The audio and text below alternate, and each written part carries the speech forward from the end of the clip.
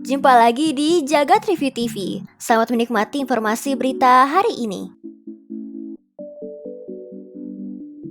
Apple mengumumkan fitur baru yang disebut Lockdown Mode. Ini adalah fitur keamanan tingkat ekstrim buat pengguna yang mungkin berpotensi jadi target serangan cyber. Saat fitur ini diaktifkan, pengguna nggak bisa sembarang menerima pesan berisi file dan link ataupun panggilan telepon dan video dari sembarang orang. Koneksi kabel ke perangkat lain juga tidak berfungsi. Beberapa fitur dan teknologi di browser seperti JavaScript Just in Time atau JIT juga bakal dimatikan. Apple menghadirkan fitur ini untuk mencegah serangan cyber pada perangkat mereka. Fitur ini segera tersedia di iOS 16, iPadOS 16, dan macOS Ventura. Untuk menjamin lockdown benar-benar aman, Apple menggelar sayembara bagi siapa yang bisa menemukan celah keamanan di mode ini bakal dapat hadiah hingga $2 juta Amerika Serikat.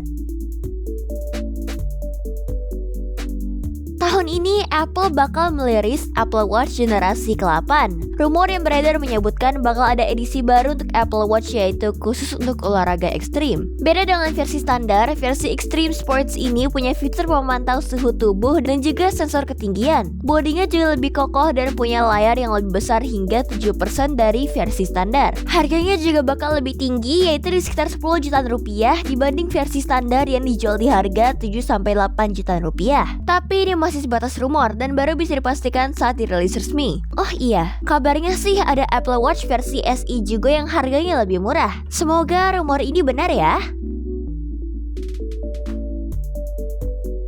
Xiaomi membuka pabrik baru di Vietnam. Pabrik baru ini dibuka di area seluas 200.000 meter persegi dan nilai investasi sebesar 80 juta US dollar. Ini dilakukan Xiaomi untuk mencari jalur produksi dan rantai pasokan alternatif. Tingginya permintaan produksi di Cina menyebabkan beberapa perusahaan mengalihkan produksi mereka di luar Cina. Pabrik Xiaomi di Vietnam sendiri bukan yang pertama di luar Cina. Xiaomi sebelumnya juga memproduksi smartphone di India. Pabrikan di Vietnam ini juga ditujukan untuk memudahkan pendistribusian produk di wilayah Asia Tenggara seperti Thailand, Malaysia, dan Vietnam sendiri.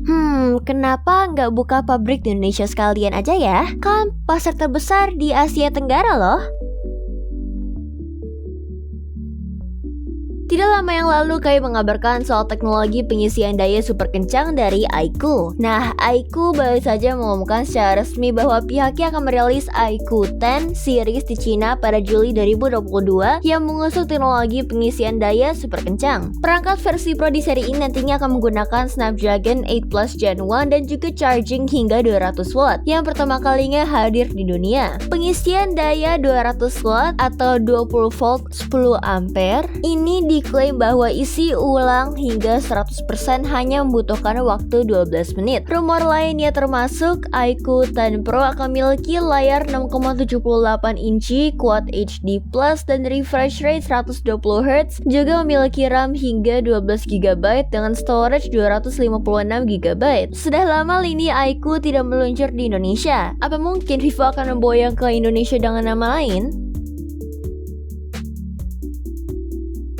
Di industri sepeda motor, nama Ducati tentu saja sudah tidak asing lagi. Tapi brand asal Italia ini baru-baru ini merilis sepeda lipat listrik bernama Scramble. Ada dua model yang ditawarkan yaitu Scramble SCR-X dan SCR-E GT. Keduanya punya mesin dan kelistrikan yang disematkan di bagian rangka yang kokoh. Versi SCR-X ditujukan untuk berkendara di jalanan kota yang bebas hambatan, sedangkan SCR-E GT ditujukan untuk medan off-road. Untuk kemampuannya dikabarkan kalau motor lipat listrik ini punya kecepatan hingga 25 km per jam dengan jarak maksimal 80 km. Ya, walaupun produk sepeda motor mereka resmi dijual di tanah air, tapi kira-kira untuk sepeda lipat listrik ini bakal masuk juga gak ya?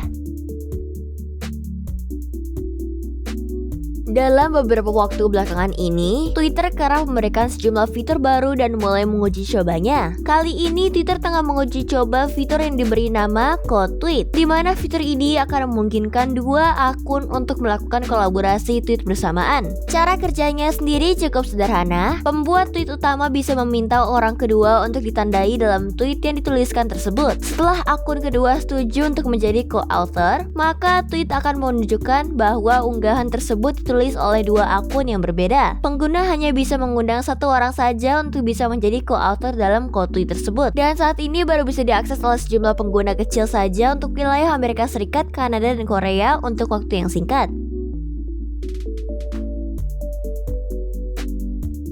Jadi, gimana menurut kamu berita hari ini? Ingin selalu up to date dengan informasi teknologi terkini? Jangan lupa subscribe dan follow Jagat Review ya. Sampai jumpa di informasi menarik selanjutnya.